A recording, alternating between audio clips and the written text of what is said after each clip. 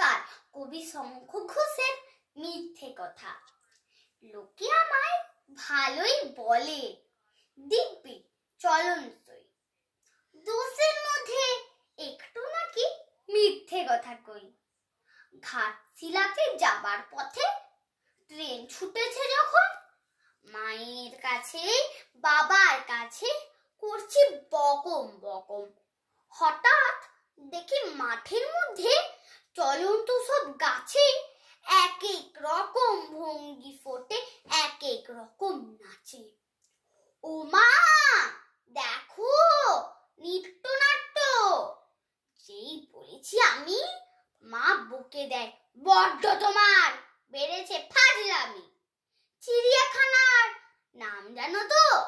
আমার সেজো মেসোর আদর করে দেখিয়েছিলেন পশুরাজের কেশর। কদিন পরে চুন খসানো দেওয়াল জুড়ে একে ঠিক অবিকল সেই রকমই মূর্তি যেন দেখি। ক্লাসের মধ্যে যেই বলেছি সুরঞ্জনার কাছে, জানিস আমার ঘরের মধ্যে সিংহ বাঁধা আছে।